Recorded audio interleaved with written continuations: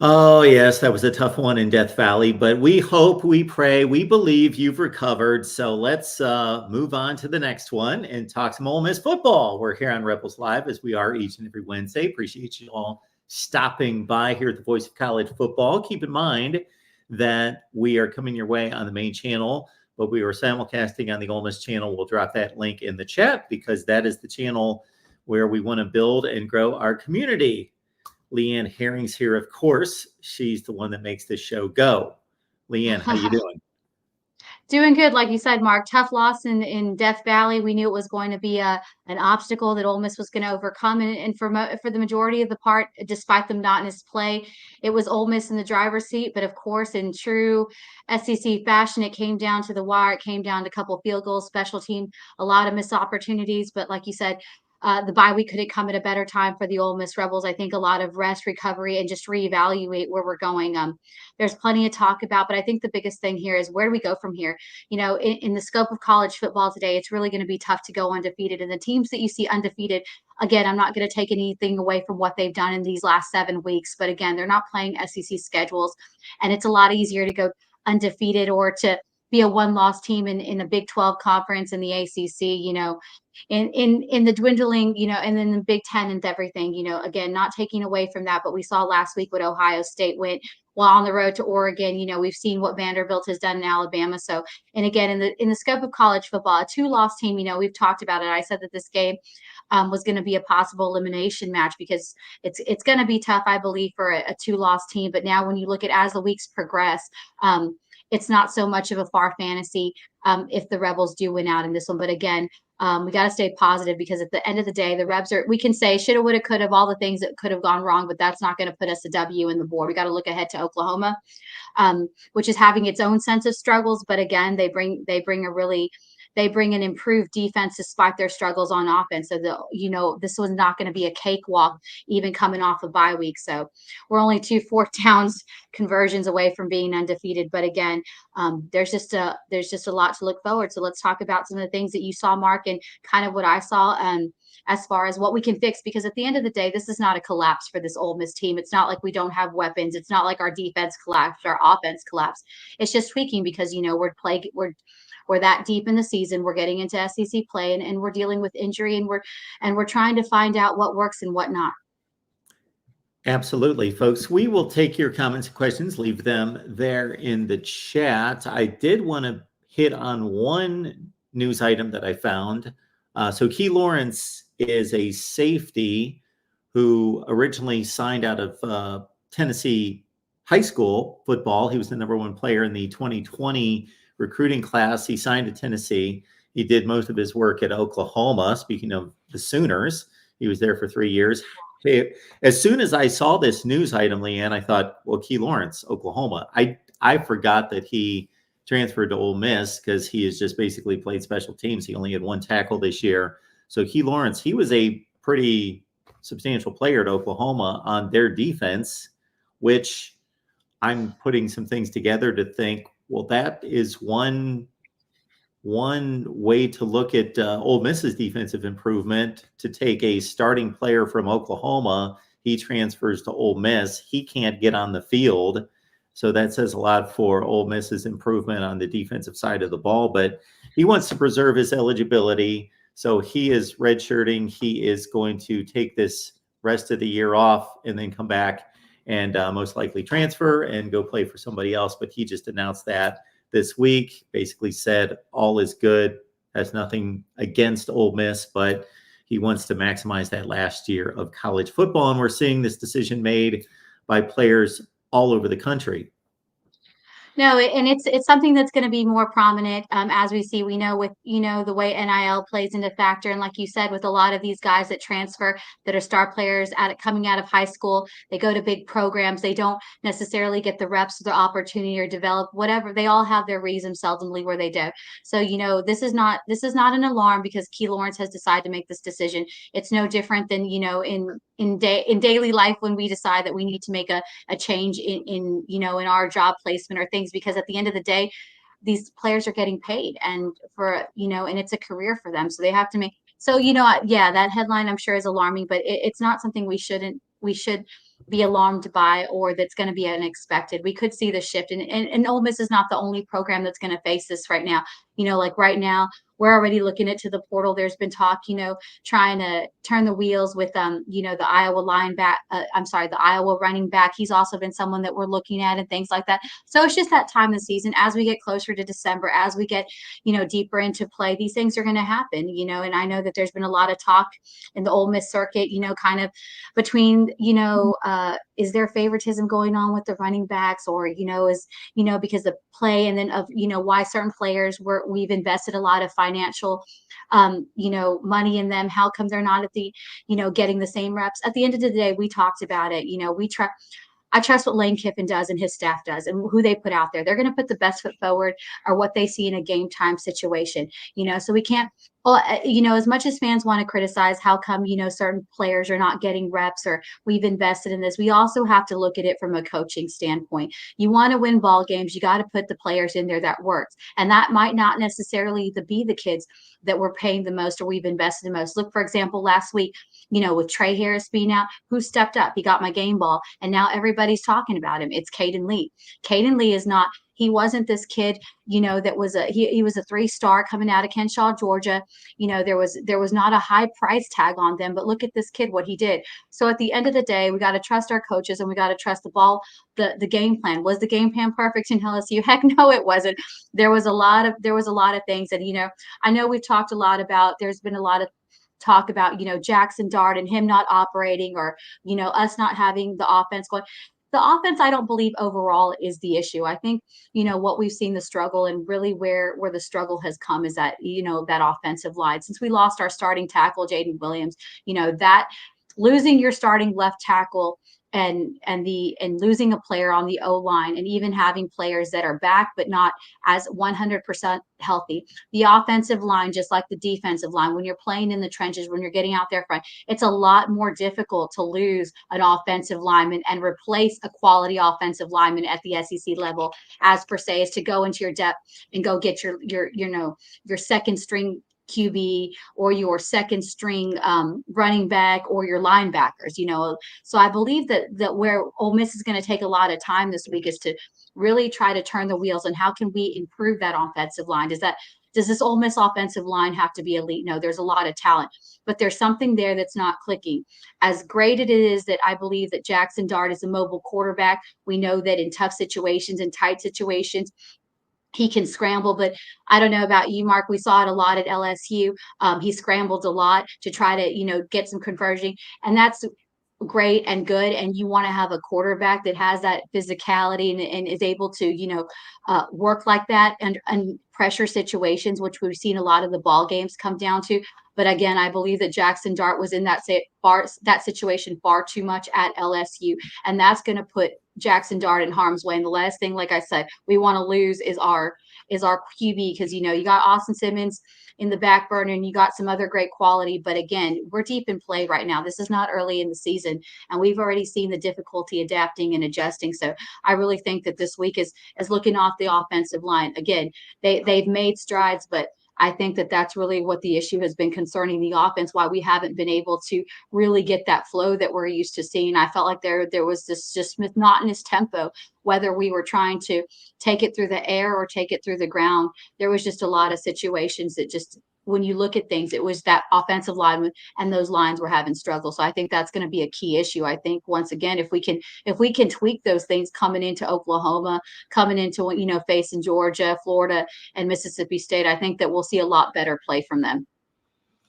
Leanne, you got me a little bit curious when you mentioned interest by Lane Kiffin and Ole Miss in an Iowa running back. And so I did a little searching there. So Le'Shawn Williams is a guy I'm familiar with. He played at Iowa and played quite a bit, was the starting running back for much of his time at Iowa. Caleb Johnson right now, at least going into this year, was the second leading rusher in college football going into this week. So Le'Shawn Williams kind of knocked to the bench and has not been getting that kind of playing time. And just here in the last few weeks, he's one of those players that we alluded to has decided to opt out for the rest of the season. And now I see, I was unaware until you said that. And so I did some digging and thought, okay, she must be talking about Leishawn Williams. And lo and behold, yes, Leanne's on top of it. So I'm just following your lead. And we've got, Leishawn Williams. So here's a back who had a nice season last year, 821 yards, 4.8 per carry, caught 12 passes out of the backfield. And again, hasn't seen much of the field through the first 4 games and wanted to save that year of eligibility. So interesting there that Ole Miss may make a move there. And like you said, it's like a kid that clearly is productive. It's not like he hasn't made an impact. He's had a big impact. But again, we're going to see this a lot more, especially with the transfer level, when these kids aren't going to, when they know that they're they, like you said, they want to save their year of eligibility. Clearly, he's got a lot of talent, and we know that Ole Miss is going to, even if it's late in the game, they're not going to not help but look at running backs, because a lot of what our strengths was when we have workhorse running backs in this run game. We've seen what it's done and how it's helped Jackson Dart alleviate. Going into this, it's just like, it's great to have one player. I know there's, a lot of talk, Trey Harris not being in it, and that's a big void. But again, if we want to continue to win ball games, we can't just depend on Trey Harris being our go guy. And don't take that wrong, Ole Miss fans. He's an excellent player. You want to have him clutch. But what comes down into real life key situations, game situations, is we have to use everything that we have. And I really do think that the game, the schematics that we ran against South Carolina in that ball distribution, being able to keep these players on their toes, these defenses that we're going to face ahead on their toes, especially Georgia, especially Oklahoma, because I think if we have this ball distribution, what we did in South Carolina and what we did early in the season, granted those weren't SEC teams, but that same concept and emulating and taking that into SEC play, I think that would help alleviate a lot of the concerns with our offensive line and a lot of other things, because I just believe that it's easy to dissect. You don't need to know football, or you don't need to know football really well to understand, hey, if Jackson Dart's always going to throw to Trey Harris, if that's going to be the move, or if Parrish is in, that we're going to run it up the middle. That you can see that within a couple plays. You may not do those plays back to back, but it's not going to take a football guru to understand that if those are your go-to guys in a game situation in a given day, that's all you got in your back, that's what you're going to go to, and that's what you're going to crutch on. And I think that we got to get off that crutch a little bit. And we saw that we have a lot of able bodies that can do it. So we got to put politics aside. We got to put, who we're paying it. Again, if you want to win championships, and I think the coaches see it, if you want to put championships, if you want to win games, at the end of the day, you got to put the players that can work and fit into to win those ball games. 1 week it might be Trey Harris, it's your go-to guy. 1 week on the offense going to be Jordan Watkins. It might be Boo Bentley. At the end of the day, y'all want to win. How I look at it, so let's put the best players forward.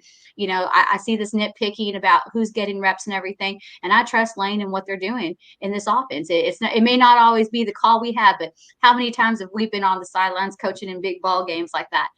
I sat on a couple sidelines. Like I said, I've been in those war rooms, working with college coaches and everything, and the mentality. But at the end of the day, you got to trust what they're doing. And I think, again, I want to allude back to this team's just facing adversity. When you're in the SEC, I wouldn't want Ole Miss to not have gone into losses. And I say this because when we have historically had those historic runs where we've been on top of the world, I feel like then that's where we have difficulty closing the season. And I think that and we have a much better ball club ahead of us. Like I said, we have the most balanced ball club, despite the way Kentucky went, despite the way LSU went. It's not like Ole Miss was in trying to play catch up ball in the first quarter. It's not like LSU completely dominated us in the first half. It wasn't like this. It came down to the wire, like we said it would, and be special teams. But I know Jackson Dart, talking at the very beginning of the year, he was asked what he was most looking forward to the season. And his answer was how he was going to face adversity, how this team was going to face adversity. Well, here we are. Adversity's here. How do we face it? No, that's a great point. That's a great closing line right there. That could be a great closing line for a lot of people just in their lives. So think about that today. Maybe take that with you. In addition to the football talk, everyone, you're going to face adversity. It may come today. It may come next week. You've probably already faced it if you've been around the block a few times. And how are you going to respond to it? Because you can't avoid it all the time unless you are making stupid mistakes. But beyond the stupid mistakes, even if you're making wise decisions in this life, there is going to be adversity, and there are going to be problems. So how do you respond to them? Wow, that's a good line right there. Absolutely. We talk Ole Miss football with all of you folks each and every Wednesday, 2 p.m. Eastern time, with Leanne and myself. And so we appreciate you stopping by. Please leave those comments and questions there in the chat. So, Leanne, I pulled up the schedule because, of course, it's a bye week and a great time for, I think this is when the better coaches really go to work and are able to clean up some issues, get back to fundamentals, start with the base on offense and the base on defense, and have a few days to build the team back up, especially after a loss. Like you said, it was a one-play situation at LSU. It's a one-play deal at Kentucky. And so you can focus on the negative of, wow, we dropped 2 games and we've got some difficult opponents ahead. And what are we going to do? And we're probably out of it in terms of a playoff. Or you can look at it as, well, we've proven that we can play with anybody on the schedule. Georgia, not looking ahead, folks. If this college football season has proven anything, do not look past anyone. But that would be the team that most people would say, okay, that's the team that Ole Miss really needs to deal with if they're going to make a playoff, unless you think 9-3 is possible to get into the playoffs. Well, 9-3, it's always never say never, because like I said, this week is going to be a tough week, even though we're off. There's going to be some big games. You know, you got Texas and Georgia, you got Alabama, Tennessee. So there's going to be some games that there could be some shakeoffs. 9-3 is not possibility, but I think really in what if we say if things play out the way they play out, even with the craziness with the other conferences, I really think that 10-2 is the magic number and winning out. You know, and again, we can't take Oklahoma lightly. Georgia, I think everybody looking ahead, you don't want to look too far ahead, because you can't, like I said, you can't look past Georgia. You can never look past Arkansas. And I will say that this week, Arkansas has always been a thorn in our side. It's tough to play at Arkansas. We saw what Arkansas did against Tennessee, how they were able to limit a quarterback who's in an offense. It's very similar to what we are and what we run, you know, with their defense. And again, they're Arkansas defense is an elite, but still it's up there. I mean, what if you notice what's really pounded us as far as guys in tough situations is the defensive side of the ball. I mean, you know, for a conference that started out so much with defensive prowess and then kind of shifted, you know, into you know, crazy offenses like we've seen, we've made that shift back into defensive, and Oklahoma will be one of those teams.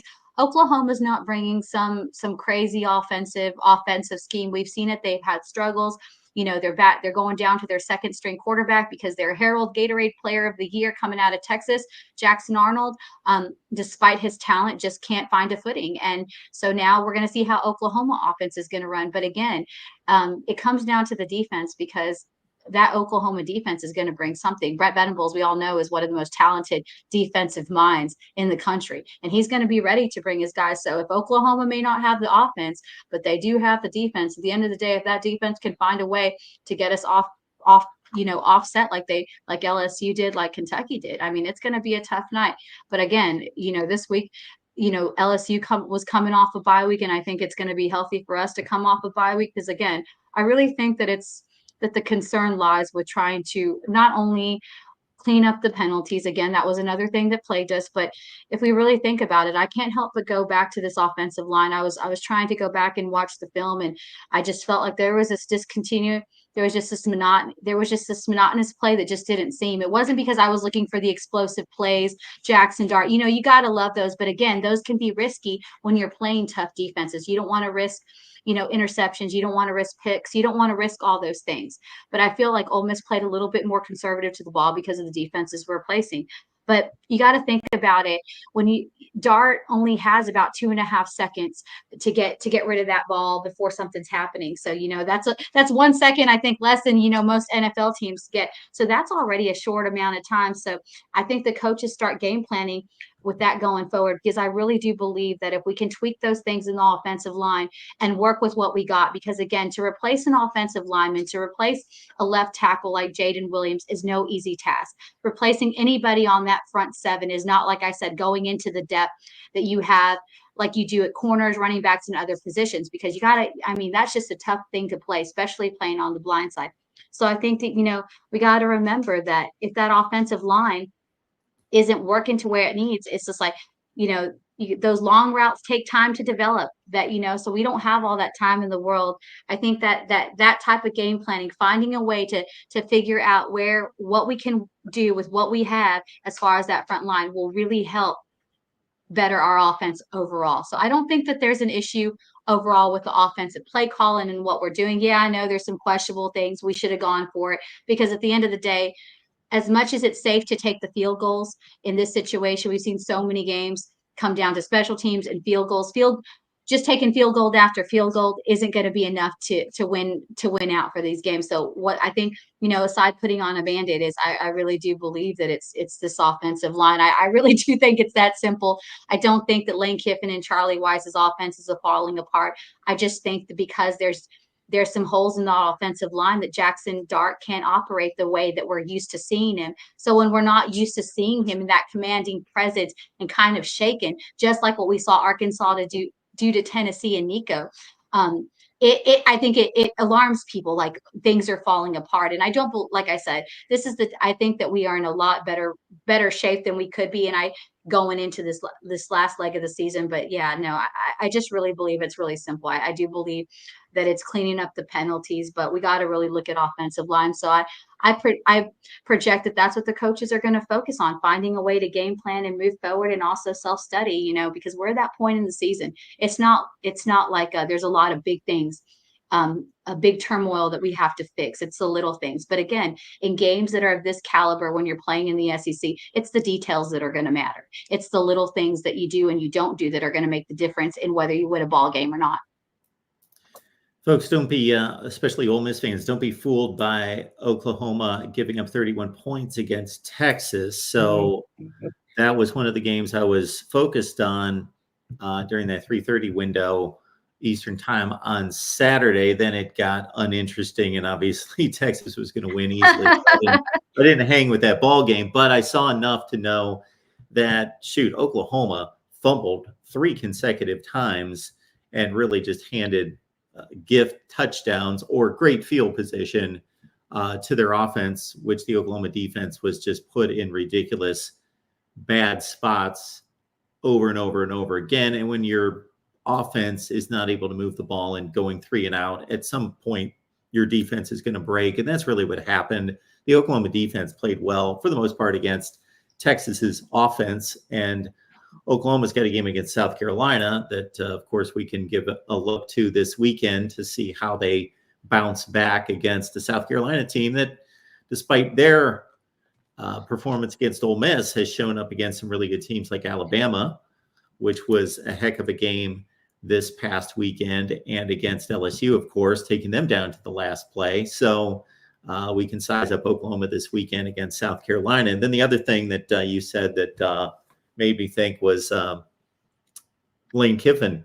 He was one of the forerunners of bringing the offensive age into this conference about 10 years ago when he was the OC at Alabama and dragged Nick Saban along kicking and screaming to open things up and create some mismatches and open up the playbook and do some creative things. And that was an interesting thing to watch at the time.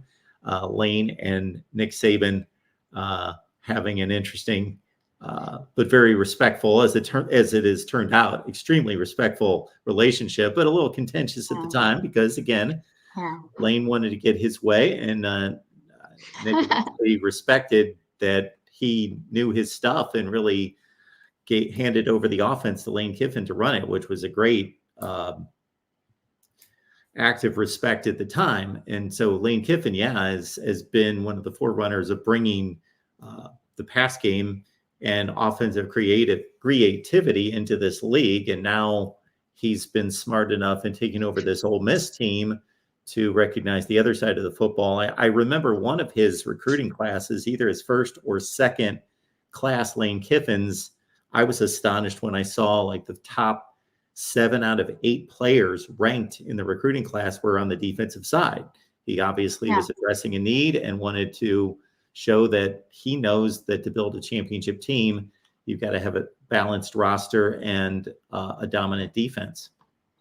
And just going back to that, like you said, he addressed a need, and he talked about at SEC Media Days when we're talking about recruiting, because again, recruiting is the portal will be opening up here soon. And of course, we already talks. There's already players that the portal haven't even opened, and we see that they're already going to make interest and take interest. So that Ole Miss will be on top of that, helping build their roster. But again, he said it. Every year in recruiting is different because you have to address the need. And when he came and inherited this program, it was evident, much like the offense, but not so much overall. It was the defense. It was that defensive front. We had guys, we had talent, but we didn't have that size and power. And even Nick Saban had, talked about it earlier, early in the season. But Lane Kiffin and Pete Golden went out there and they got some power, they got some size. So again, I assume that we'll address the needs and we'll fix it, because again, this is not going to be something that we fix overnight. But again, with the offensive linemen, I've been talking that, and I believe that's another addressable need. And as the recruitment opens, I do believe that will be another issue that we will continue to get as we get deeper in the season. But we'll go be recruiting some offensive linemen. We would be silly not to get on the recruiting trail, whether we go get a couple portal linemen. But I do believe we're also going to be looking at high school offensive linemen. I think that's another need that we're going to have to address, because we have no problem. It's easy we have no problem getting elite offensive players, especially when it comes to running backs and wide receivers, whether we get them at the high. That's never been a problem offensively.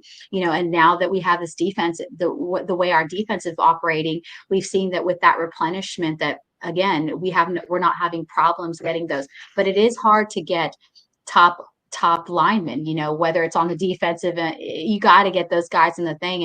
And it's clear that we took care of that side. We took care of our trench kings on the defensive side of the ball. But I do believe that, we'll be going. I think the offensive line is something we're going to need to address, because, we have talent, we have players in there. But again, we don't have the depth right now because we have injured players, and clearly it's becoming an issue.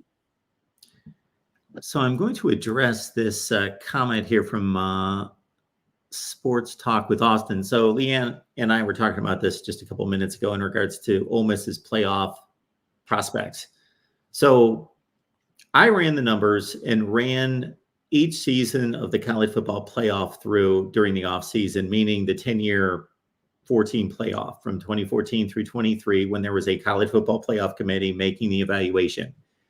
Every team that finished 10-2 would have made the college football playoff. They were ranked 11th in the country or higher. There was only one team outside of that. There was a 9-3 Penn State team that would have made it by one spot. Okay, every other 9-3 team missed. It was almost a perfect dividing line between 10-2 and 9-3. Now, there is more credit going to be given to the SEC and the Big Ten, since they're not only the best leagues, but they've had the best teams from the other leagues enter their leagues, whether that's Oregon, USC, Texas, Oklahoma, obviously. Yeah. So their schedules have done nothing but get tougher. So they're going to be given more credit. The one issue with Ole Miss, though, is if they go 10-2, if they run the table, they're going to rack up a win against Georgia. I would be shocked if they don't make the playoffs. They should rise high enough to get into the playoff at 10-2. However, if they lose to Georgia, the issue is that where's their best win at that point? Exactly, because I can agree with you more, because if they would have scheduled a non-conference game, like Georgia had the game against Clemson, Alabama played, I'm losing my thought here, whoever they played, Wisconsin, that type of non-conference game is missing from Ole Miss's resume. Exactly, and I think, like, when you look at the schedule, it's those first 4 games, and I really think that that's what held us back at Kentucky is when we played Kentucky is we were still kind of just we weren't on SEC time, whereas Kentucky, that schedule worked out great for them because even those losses, playing South Carolina, playing Georgia early, again, the way the schedule comes out, if we don't win against Georgia, we have Florida, we're at Florida, and that's gonna be a tough game to look at. We know that Graham Mertz is out, DJ Lagway's in. DJ Lagway is quite the quarterback. Like I said, I can't help but sing his praises. I know we wanted him we were recruiting him at Ole Miss out of Willis, Texas. One of the youngest talented kids that in a commanding presence. He can give Jackson Dart a run for his money as far as putting on numbers for being a young guy. So that Florida game and that Mississippi State game, like you said, but if we lose against Georgia, nothing against Florida and Mississippi State, but those aren't the same kind of wins, like you said. If you go out and even if you go out conference and beat, play a Miami or you play you play another top team. So yeah, I'm right there with you. I find it really difficult that the way the schedule for Ole Miss in particular, not that a 9-3 team couldn't get in, but the way our schedule is set up, I don't think it would be favorable that if we went 9-3 with the way we close out our season against Florida and Mississippi State and with a loss to Georgia, let's say, I don't think that we would have a difficult time getting in because I just think the way our schedule is set up, not saying that it couldn't happen for other teams, but I think for us, the magic number is winning out and going 10-2. Because like you said, our Georgia would be our win, our good quality win. You said it much better than I did. We want to remind everyone that you can catch Leanne on X, Twitter, whatever you want to call it these days. Are you still calling it Twitter? Do you call it X? I call it Twitter. I call it X. It just kind of depends what comes out. It just Me feels weird too. saying I go X back and sometimes. forth. So I go back. I usually do call it Twitter more than I do X. It just feels weird. I think for Twitter's like, so it's more comfortable to me, but it just kind of depends.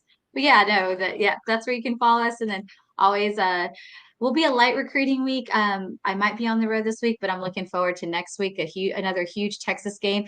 Ole Miss is putting out a lot of Texas offers. I was joking with with one of the staff talking about thank you for letting them. They went out to San Antonio, which is just about an hour and a half away from me.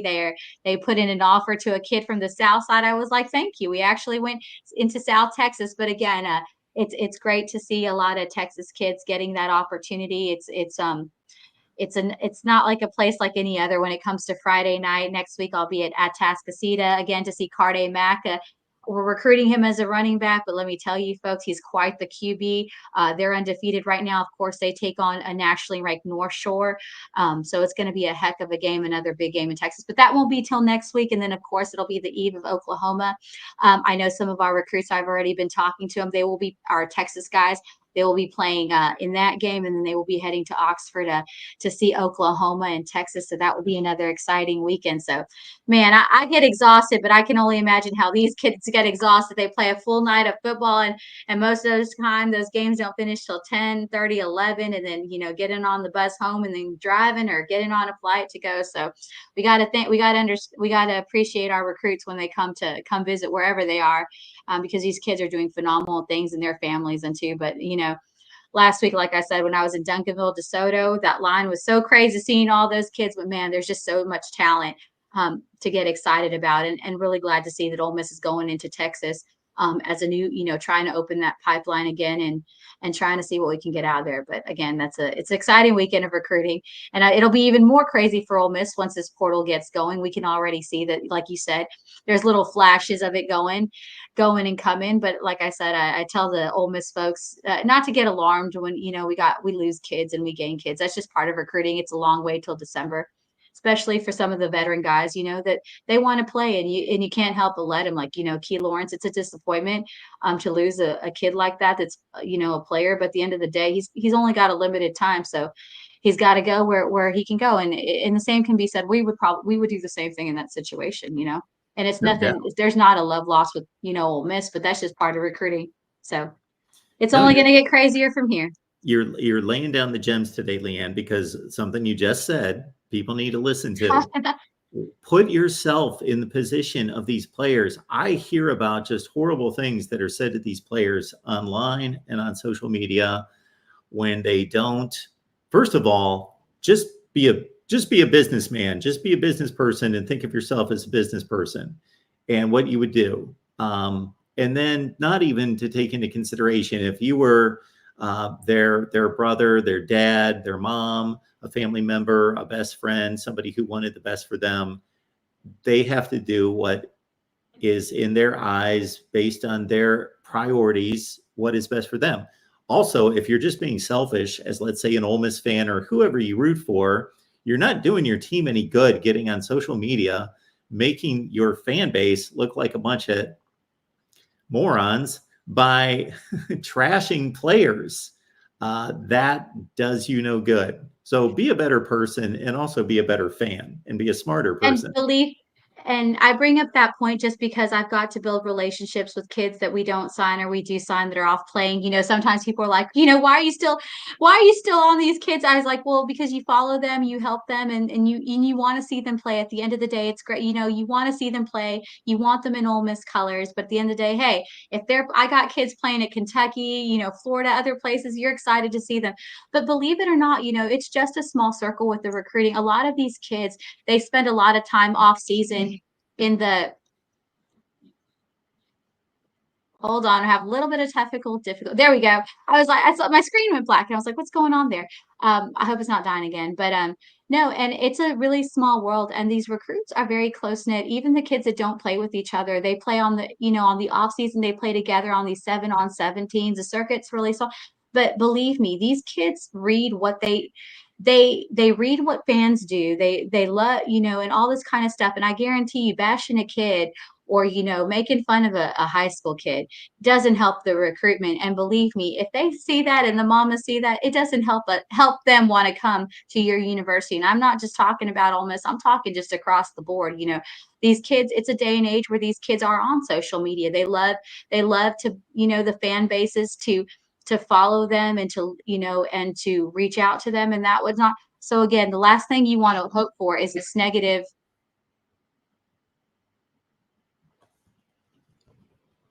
You still with us, Leanne? Yeah, I'm still with you. I don't know what's Oh, you're going on good. with the camera. I can You're see good. y'all, but I can't see the camera. So Okay, let me we're see. good. Okay. All right. Uh, so Jackson, thank you so much for being here. As always, our guy Jackson is on top of everything as he always is. So he has posted Leanne's Instagram and also her Threads account. I have no idea what that is. I see that all the time Yeah, when I get on Instagram. I hardly go on Threads. I did when it first started, but I don't anymore. So I don't know what's Okay. going on. Let's see. Let I me was try just starting going to that. ask you what that is because I get these invites and There we go. Okay. I don't even think you and other people like throw out invites. I think it's just kind I of this think it auto. was that whole I think it was all when, when X was taken over by Elon Musk. And I think it was like, and then people were like, okay, we don't want Twitter or we're gonna, that whole transition between Twitter and Okay. X. And then everyone's like, oh, let's start, Instagram started Threads. So, it's Oh, one of I those things. gotcha. But yeah, I started off with it, but yeah, I don't keep up with it. Okay. I get all these invites from Threads and I don't even know what it is. Okay. Very good. So we've got Texas and Georgia in a big showdown in Austin, Texas. During the offseason, Georgia would have been a slight favorite. They were. If you looked at all the early Vegas lines, Georgia was a slight favorite. And then we transition into the season. And now with Texas playing better football, they're about a 3.5 point favorite. So we'll start there, All Leanne, right. in our look at the SEC and Okay. what you're looking for between Carson Beck, Quinn Ewers, the big duel in Austin. It's gonna, I mean, this is really, we're gonna see the test of these teams and really what they're made of. They're Georgia has, been hot and cold, but they've still, they've managed to take care of business. At the end of the day, it always hasn't been the most perfect team, but they're doing what they need to do in Kirby Smart fashion. But Texas has been out there balling, whether it's Quinn Ewers in the back or Arch Manning, who I think has done a great job when he's come in there, really commanding. I think he's sat and he's waited his turn.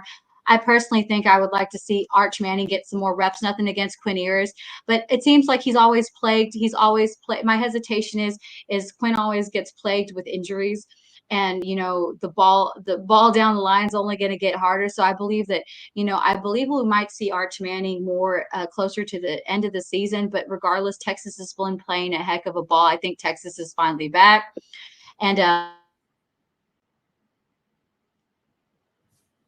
Longhorns have done the work. They've put in the work. I think Georgia, I think Georgia, is there. And I'm not saying they're anything elite, but we've seen a lot more holes. I think Carson Beck is the stronger quarterback, and I say that not just with his skill set, but because he has more experience. He knows how to command in these situations. Not that Quinn Ewers hasn't. I just believe that uh, I just I just believe that there's a lot of things that Texas hasn't faced yet, and I think that it's going to be tough facing Georgia. But I think that they're up to the challenge. So I like Texas in this one. I'm going to take Texas in this one at home in Austin. I think there's going to be a heated matchup, but I think that Texas is going to play Georgia at a different level that they're not expecting, and I think Georgia will keep it close. But I like Texas in this one.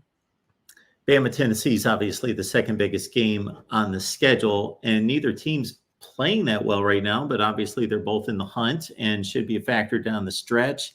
Bama's got that Vandy game in their rear view mirror from a couple of weekends ago, and I thought that they would really bounce back and put up a strong effort against South Carolina. I don't know if you got a chance to see any of that game, but South Carolina should have won that game. They made a few mistakes late, put the ball on the ground with a one-score lead. Lenora Sellers did with about 6 or 7 minutes left. It was a heck of a game. Bama's got some things to fix. And so does Tennessee. It was really it really is. It really is. My camera must not like me today, but you can still hear me, so I'm going to go. What's going on? I'm guessing your camera likes you. I think it's something else. But if you're still good, Leanne, we can. Yeah, but like you're saying, South Carolina, regardless, they've been playing some really good ball. It has to say something about what South Carolina do is that they've been able to get their playbook, and what Beamer Ball has been able to do is they've gotten a lot of teams off track. And that has to be saying something about what they're doing. And Alabama right now, as much as we want I think a lot of people that regard Alabama historically as being an elite team is they're in a transition year. It doesn't mean that Alabama doesn't have elite players. It doesn't mean that Alabama isn't, but right now they're trying to find their new footing. They're under leadership. It's a different program outside Nick Saban, so that there's a lot of outside football, unrelated football factors that I believe in this one. But you know what? I think Tennessee, after that loss to Arkansas, I think that they bounce back. I think that, for them at home, this is another win situation for them. And I think that they have the stronger footing. I feel like they're going to address what happened against Arkansas and take that as a blueprint to be able to shake up, Alabama, defensively and get back footing on offense. I like Tennessee in this one. And as much as it plagues me to say it, because everybody knows how I feel about the Vols, Tennessee has been playing the stronger ball. I think that Alabama has a great offense with Jalen Milroe. But again, it seems that they're in a transition year and they haven't found their footing, that, they're close. Their games just haven't been this outpouring that we're used to seeing from Alabama, which rightfully so, because they have a new head coach running the program a lot different way. So I think Alabama plays strong in this one, but I think Tennessee bounce backs and they find their footing again. And I like Tennessee in this one. TF, we see you. A man, TF, Traveling Fools. Yo, yo, yo, yo, yo, yo, yo. I see you. So appreciate you being here. Somebody mentioned that the chat is off on the Ole Miss channel. I don't know what that's all about. We'll look into that. Okay. Make sure that that's good in the future. All right. I think we've done enough work here. We've looked at the SEC and recruiting and Ole Miss, and obviously next week we've got the Oklahoma game straight ahead. So join us next week, and I'll spring this on Leanne. I don't know if I can make it next Wednesday. We'll have to figure out a good time that we can make it next Wednesday or next week, but we'll figure it out. So we'll be back here, everyone, for the Ole Miss show and preview Oklahoma. We'll do our damnedest to get a Oklahoma guest on here as well. And awesome. A really good guest to break down the Sooners for us. What do you have going on this weekend? Do you have any trips, recruiting, anything that you've got to knock out? There might be it's a light week. Like I said, just look forward. I'm looking forward to next weekend's recruiting trip to Atascocita. Like I said, North Shore, it's going to be a big game. I might make a surprise visit down to Temple, Texas. There is Jamarian Carlton, a kid that we are looking at that is really sensational. That he's playing on the road against Colleen, who hasn't won a game, so they should win that. And there's in a surprise visit to Temple, Texas, which is in between Austin, in between Dallas, and then and so that's where I'll be this week. So it'll be an exciting week. Recruiting never ends. And like I said, we're really excited. Keep eyes out, Ole Miss fans, because a lot of Rebel offers going out here to the Lone Star State. So we'll be catching up with a lot of these prospects. I expect a lot of them will be in town for the Oklahoma game. So we'll have a lot of recruiting coverage, a lot of recruits hopefully to talk about on next week's show, on next week's preview. And hopefully next week for Oklahoma, we might be able to get some of these guys to talk post game with us and what they thought, and hopefully talking about an Ole Miss win over the Boomer Sooner. Hey everyone, check out the Ole Miss channel.